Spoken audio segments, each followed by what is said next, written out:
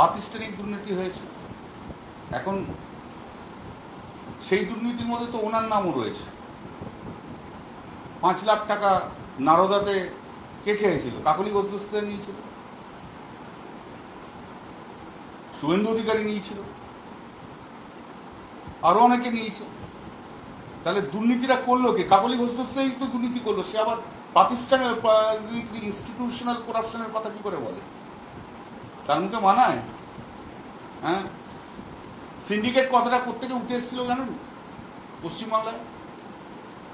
পশ্চিমবাংলায় প্রথম সিন্ডিকেট কথাটা উঠেছিল রাজারহাট মিউনিসিপ্যালিটিতে। তখন রাজারহাট মিউনিসিপ্যালিটি ছিল বারাসাত পার্লামেন্টারি কনস্টিটুয়েন্সির মধ্যে।